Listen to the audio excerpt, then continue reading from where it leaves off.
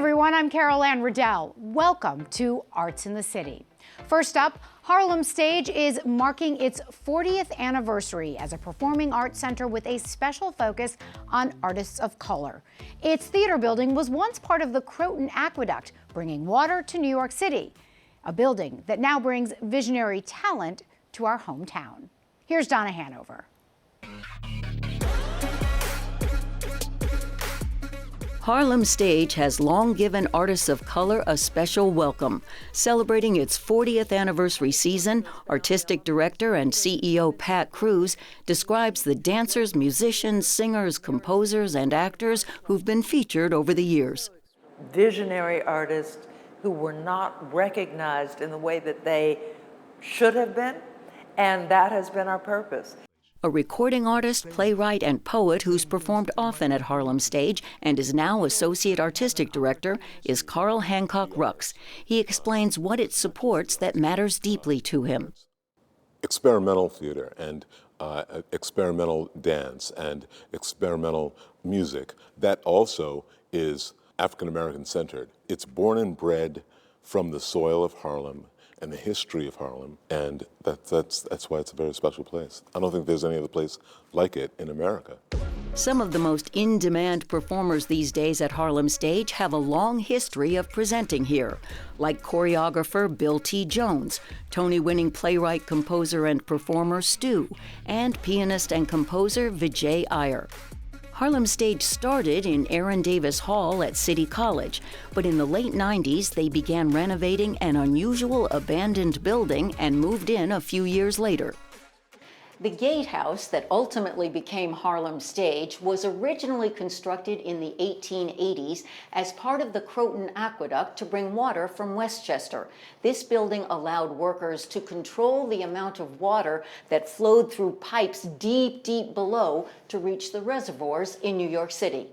This building was built as a way for the water to be released by gates going up, and there was a man who lifted a chain and the gates opened up, and visitors could look down the wells. The aqueduct buildings were designed with the flavor of a Gothic church, so the gatehouse even had a proscenium arch, which has been perfect for its second life as a theater. What we've said is that the place from which clean water flowed, now culture and ideas flow.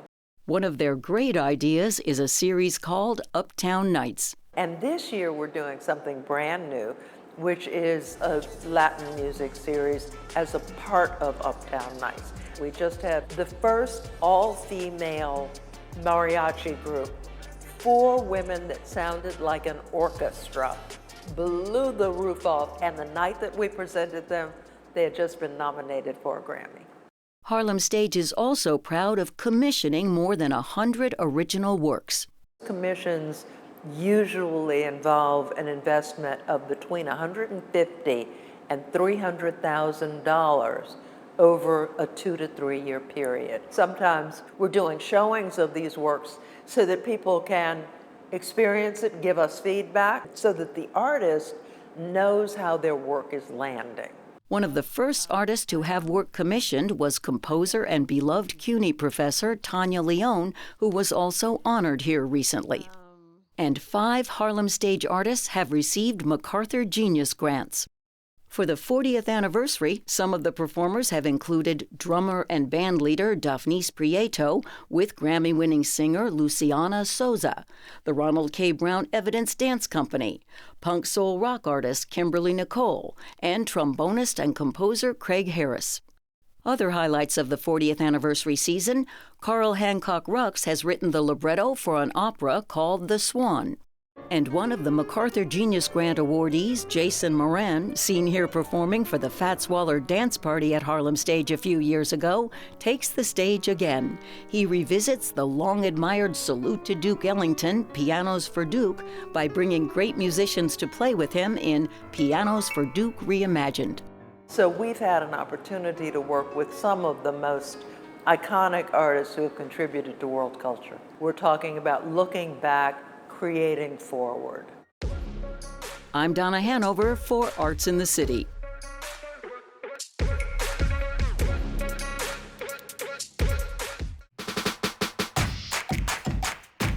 The Oval Office on the Upper West Side. The New York Historical Society has a special gallery featuring a detailed replica of the White House office where presidents exercise their powers and responsibilities.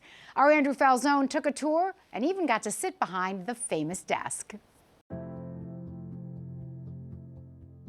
It's the workspace of whom many regard as the most powerful person in the free world. The first iteration of the Oval Office began in 1909, occupied by President William Howard Taft, seen here signing a bill that granted statehood to New Mexico. Dissatisfied with the size and layout of the West Wing, President Franklin Roosevelt commissioned a whole new West Wing, which included a brand new Oval Office, still in use today and first put to use in 1934. Even if you can make it down to D.C., it's unlikely you'll get into the Oval, but you can find the next best thing on the Upper West Side. In recent years, there's been a lot of attention to the presidency, the American political process, particularly after the 2016 election. So the Historical Society started something called the Presidency Project, which began as kind of an educational initiative to teach more about the office of the presidency, about American democracy, and so the Oval Office ended up being kind of an offshoot of that. But with almost a century of history in the current Oval Office, the New York Historical Society selected the office of one particular president. We chose to focus on Reagan's Oval Office in part because when he and Nancy Reagan became president and first lady, they chose to redecorate the Oval Office. All presidents can choose to decorate as they please, but there hadn't been a really major redecoration since Kennedy's era. While some of the details of the three-quarter scale recreation, like select artwork, are substituted from the New York Historical Society's collection, many of the Reagan-esque details are spot on, including the plaques on his desk. Reagan was also known for keeping a supply of Jelly Belly jelly beans on his desk, which followed him from his time as California governor, when he used the tiny flavor-filled treats to give up pipe smoking. The jars of jellies would even follow him into the cabinet room, shared here with then Chief of Staff James Baker during a budget review. I have a feeling, though, that a lot of the school kids probably don't even know what that is on the desk over there. And you know, we had to find a special, not just any old phone. It has to have conference lines, which a lot of phones today don't have because it's all technologically wired in instead of the old way with the multiple buttons. So. Yeah. In addition to the Oval Office, the exhibit also includes a section entitled Meet the Presidents. A timeline of the presidents with key historical elements are included, along with some priceless artifacts reminding visitors that before Washington, D.C., New York served as the federal seat of government. Our exhibit, Meet the Presidents, includes a number of really wonderful objects from our collection and loans, including George Washington's inaugural Bible, so the Bible that he swore on. And Washington was one of two presidents who was actually inaugurated in New York City. We also have a chair that Washington sat at during his inauguration and a piece of Federal Hall's balcony. For those who can't make it to the Upper West Side, there's a full online exhibit and a curriculum for educators, also a video series entitled Opening the Oval. He said, no way, in order to have a democracy, I have to step down. So Lily, standing here behind the desk, you really feel the power of the office and the power of the room. Yes. Yeah, I think you do get kind of that perspective, and we have visitors. In part, they can sit in the chair. Part of that is for the picture, and part of that is to think about, okay, if you had to sit here, how would you make these decisions? What would you be thinking about? And to give them that experience. I'm Andrew Falzone for Arts in the City.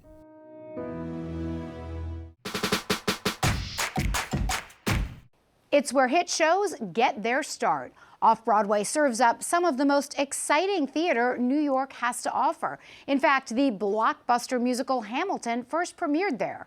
Patrick Pacheco, host of CUNY TV's Theater, All the Moving Parts, recently spoke with theater critics and journalists about the off-Broadway shows you won't want to miss this season.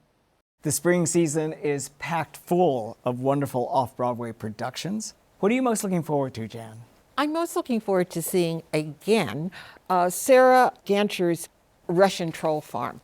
This was a show that came on during the lockdown period of the pandemic, and it was done online. There have been 200 kids abducted by strangers in LA province in the first few months of 2016. And all of it was done in those Zoom boxes that we're now very familiar with. It was so creatively done. It's about the Russians who were interfering in the 2016 presidential election. It's played as a workplace comedy. They get points when they really mess up social media. And it's such great fun. And it's going to be really interesting to see how they bring it to the stage, because it works so wonderfully online. So I'm really looking forward to that. What are the prizes they win? They get points. They're Russians, right. And they're not getting. They're getting a lamp or glory something? of head troll. no, they're just getting perks. And it's also like, as I said, it's a workplace comedy, so it's perks. You know, like a coffee mug. They're getting. It's fun. Sounds great, Adam.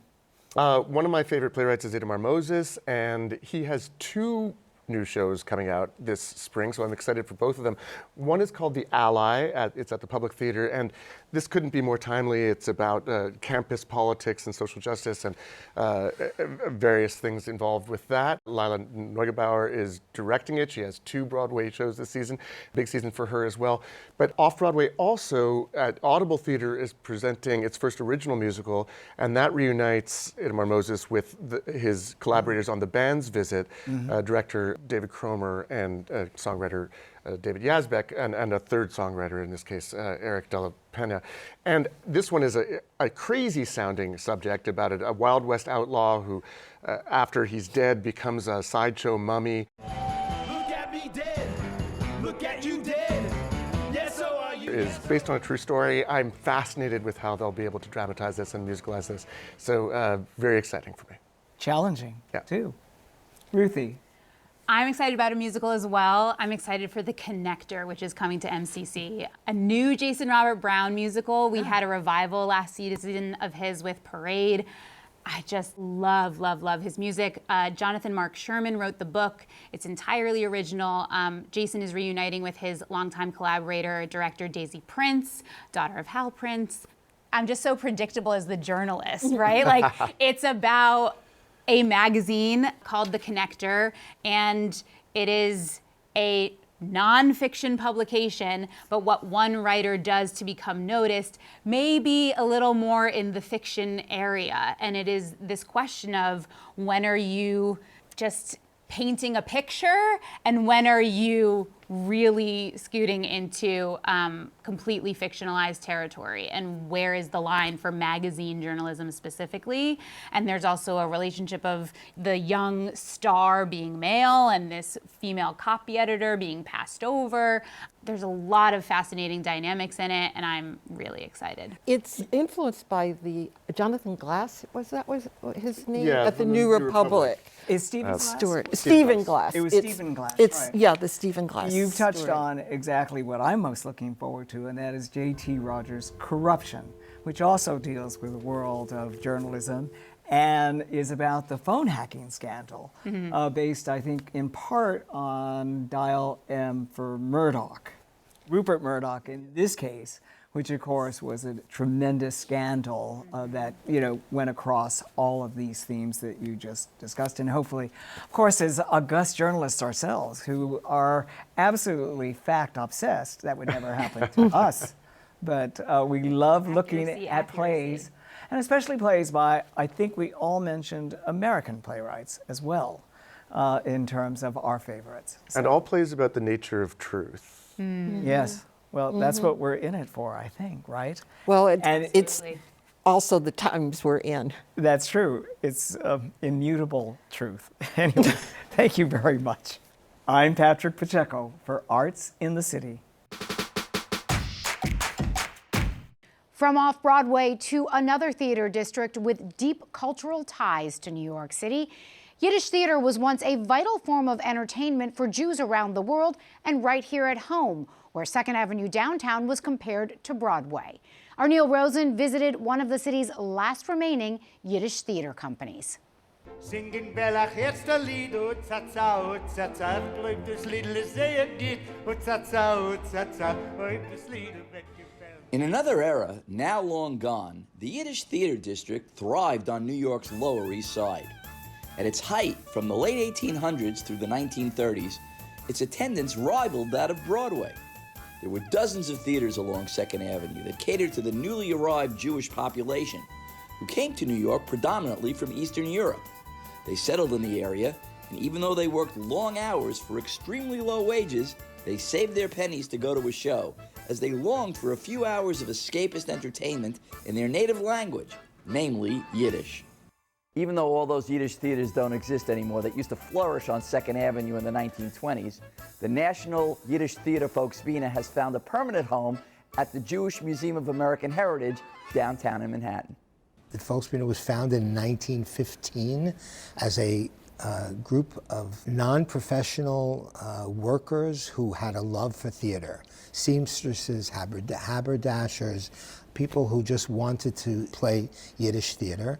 You have to remember there were hundreds of thousands of Jewish immigrants that came in that period, from the late 1890s to the early 1910s, and their lingua franca, their language was Yiddish, and they flocked to the Yiddish theater, even more than the synagogue. The Yiddish theater was a place where people would come together and see each other, and they would see their lives depicted on the stage. Why more than the synagogue? Because they could have fun there, you know?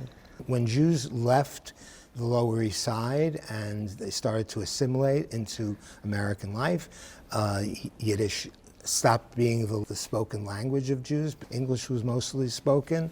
Yiddish became the secret language. And with that, the Yiddish theater started to dwindle and not really have an audience. We believe that Yiddish theater is a lens into a world that does not exist and people can't see it in any other way. They can open up an encyclopedia on a website and they can look at pictures. They can listen to recordings. But we offer a live presentation of what Jewish life was and how it sounded. A fiddler Affendach. Of all of Folksbiene's recent productions, their most successful was Fiddler on the Roof in Yiddish, along with English subtitles projected on each side of the stage.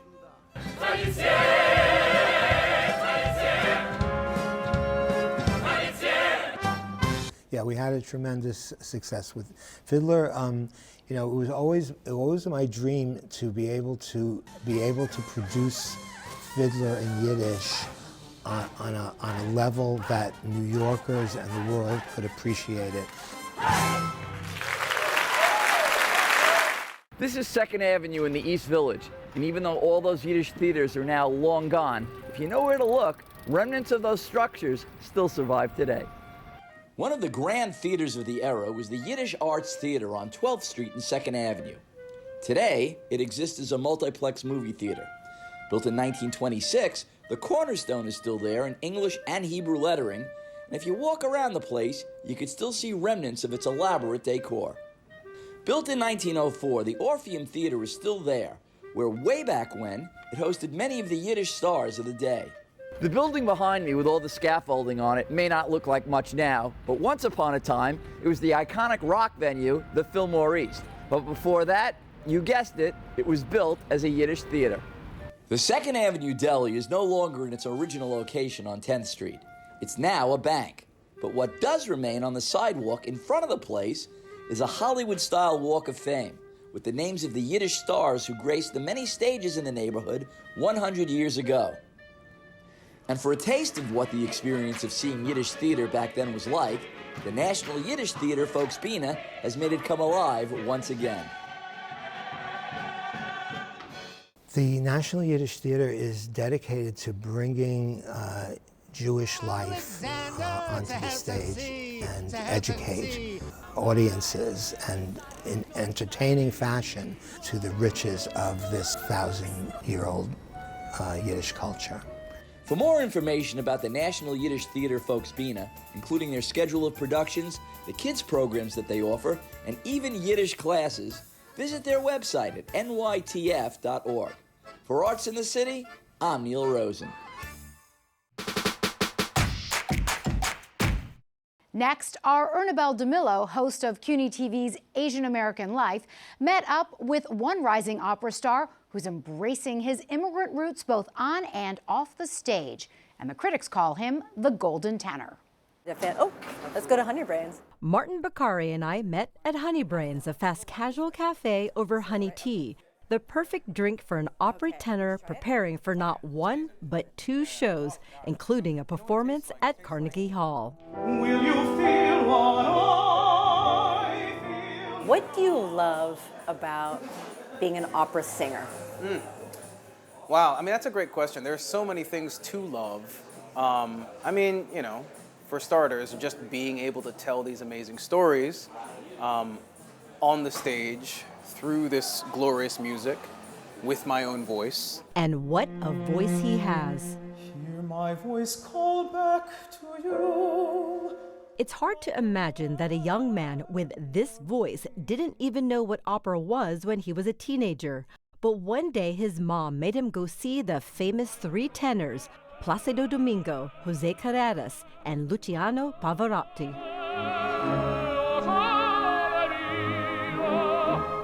My mom likes to say that I was slouching in my chair like any teenager would, and then as soon as Luciano Pavarotti opened his mouth, I quickly sat up in my chair at attention, because, I mean, I do remember how enthralling the vocalism was. To hear that for the first time, I had never heard it in person. The performance was apparently not originally scheduled, and it was actually the last performance they ever did together. And my mom and I like to say that they came to Ohio specifically to recruit me. But it wasn't until he saw baritone Lester Lynch perform when he thought to himself, hey, I can do this.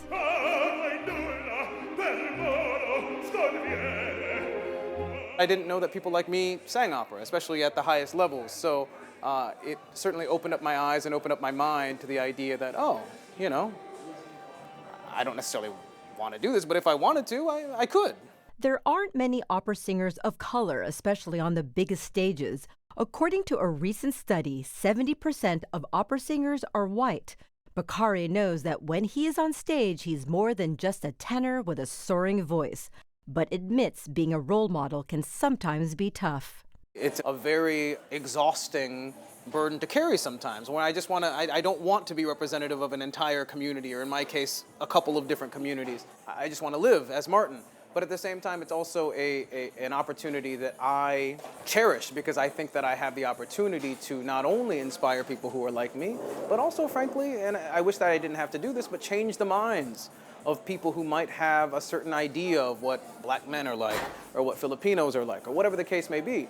Bakari, whose mom is Filipino and dad is Tanzanian, grew up with his siblings in rural Ohio. He credits his small-town roots for supporting his big city dreams. A wonderful experience growing up in Yellow Springs. I often say that had I grown up in virtually any other town in that area, I'd probably be doing something very different with my life, because it's a town that is very encouraging of young people to do what it is that they love, and great love for the arts.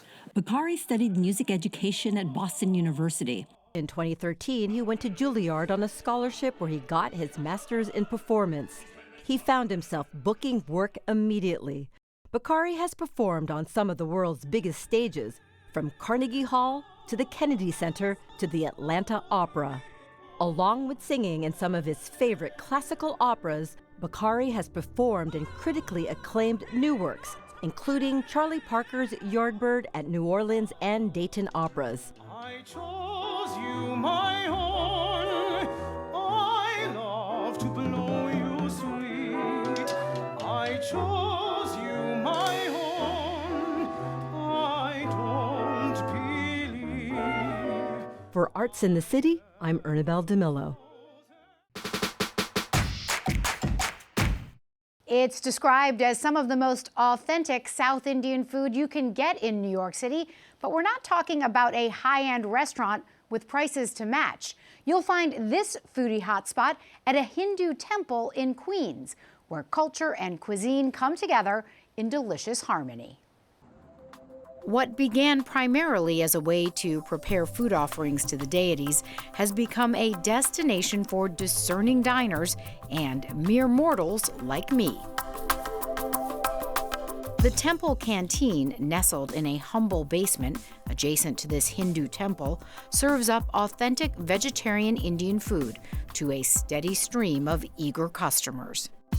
I have been wanting to come to the canteen for years now. I had heard about it for a long time and heard it's some of the best South Indian food in the area, and so I've been meaning to come out, and my friend is visiting from Southern California, and so we thought we'd have to start our morning with some dosa for breakfast.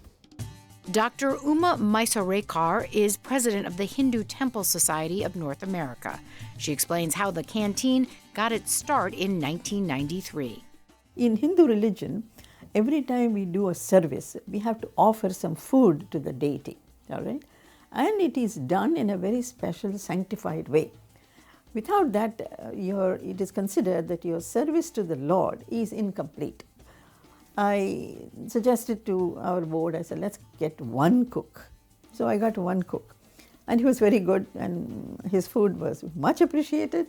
So it started growing. So then I said, now, I think it's time now for us to move to a bigger place and also give them the full Indian food. See, that's how the whole thing started. Word traveled, foodie buzz followed, and now? Not only does it serve the temple, but besides, it serves the entire human race, not just Indians. A lot of non-Indians also come because they love the food, you see. The prices are in line with the no-frills cafeteria ambiance. Lots of options under $10. And Dr. Uma, as she's called here, points to another meaningful side dish, cultural understanding. The sense that food is more than just what we eat. I strongly believe food is what communicates between the people. It was hard finding a good Indian restaurant. It's not really easy. Like, they have a few in the area, but it's not as good as here because here they put their heart and soul into it.